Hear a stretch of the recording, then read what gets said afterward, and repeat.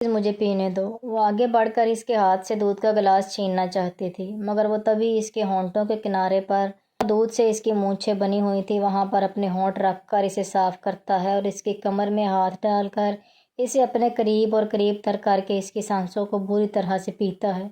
وہ اس قدر خود کو شراب کر رہا تھا کہ وہ اب اپنی سانس مدھم ہوتے پاتی ہے، مگر وہ اس کے ہونٹوں کی جلن اپنے ہونٹوں میں اتار چکا تھا۔ اس ملک کی ملکیت ہو تم، جس طرح چاہو اور جیسے چاہو تمہارے ساتھ زبردستی کر سکتا ہوں اور ایسا کرنے پر تم مجھے روک نہیں سکتی۔ میں نے تمہیں ایک چانس دیا تھا یہاں سے جانے کا، مگر لگتا ہے تمہیں میری جدائی پسند نہیں آئی۔ کاش تم جان سکتی کہ اب میری دی جانے والی گرمی تمہارے جسم کو راکھ کر دے گی۔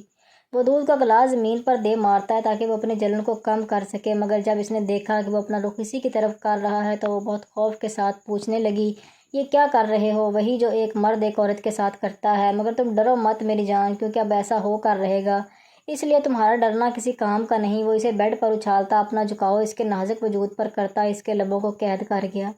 وہ ایک ہاتھ سے اس کی شرٹ کو اوپر کرتا اس کے پیٹ کو چومتا ہے، جبکہ اب وہ اپنے دوسرے ہاتھ سے پینٹ کو انزپ کر رہا تھا، جسے دیکھ وہ اور ڈر گئی۔ پلیز ایسا مت کرو، وہ اپنے کپکپاتے ہونٹوں سے کہتی، جبکہ میس اس کی بات سنی انسنی کرتے اپنے عمل کو شروع کر گیا۔ اس کی پہلی ہی شدت پر وہ چیختی ہے، اس کی آنکھوں میں آنسو آ گئے۔ وہ جی جان سے اپنے عمل کو بڑھاتا اس کی سسکیوں کا سبب بن رہا تھا، کبھی اس کے گالوں کو چومتا تو کبھی انہیں کاٹتا۔ جب دل بھر گیا تو بیڈ کی دوسری سائڈ پر لیٹ گیا۔ جب وہ اپنی آنکھوں میں آنسو جاری کرتی اپنا رخ دوسری طرف کر لیتی ہے، جو شاید امیس کو غصہ دلا گیا تھا، تبھی وہ دوبارہ سے اپنا جھکاؤ اس پر کرتا ہے۔ کیا سوچ کر تم نے میری طرف کمر کی کہ میں ایسا دوبارہ نہیں کروں گا؟ تو تمہاری بہت بڑی غلط فہمی ہے سوزن میری جان۔ وہ سرخ آنکھوں سے اسے دیکھتا ہے۔ امیس پلیز دوبارہ نہیں۔ وہ اس کے ارادے جانتی اس کے آگے منت سماجت کرنے لگی۔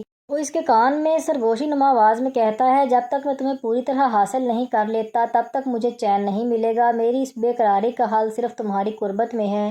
وہ دوبارہ سے اپنے ہونٹوں میں سوزن کے لب قید کر گیا۔ وہ صوفے پر بیٹھا اسے ہی ٹکٹکی باندھے دیکھے جا رہا تھا، اس کے چہرے کے ہر ایک نقش پر اپنی نظروں کی تپش رکھتا وہ اسے نیند سے بیدار کر چکا تھا۔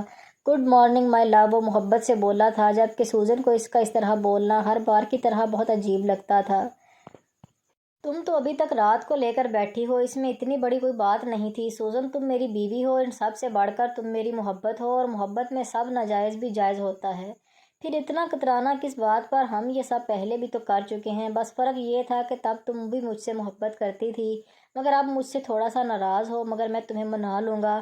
اس کے پاس آ کر بیٹھا، جبکہ وہ اس کی طرف نم آنکھوں سے دیکھتی ہے، کیونکہ اس کے لیے یہ سب کرنا عزت و نفس کو رون دینے کے برابر تھا، مگر اب اسے بات کون سمجھائے؟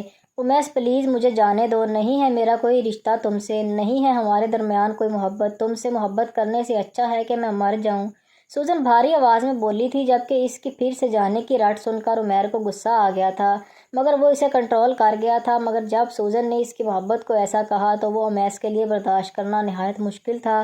کیا ایک ہی رٹ لگائی ہوئی ہے کہ جانا ہے جانا ہے؟ کیا میری بکواس تمہیں سمجھ میں نہیں آتی کہ تم یہاں سے نہیں جا سکتی؟ اور جانا بھی کیوں چاہتی ہو؟ صرف اپنے اس وہاج کے لیے؟ بتاؤ۔ وہ اپنی پکڑ میں سختی لاتا ہے، جبکہ سوزن کے دونوں ہونٹ اب کھل چکے تھے اور اس کے سفید دانت نمایاں ہو رہے تھے۔ بہت اچھے سے جانتا ہوں کہ کس کے لیے اتنا کترا رہی ہو، کس کے لیے مجھے چھوڑ کر جانا چاہتی ہو۔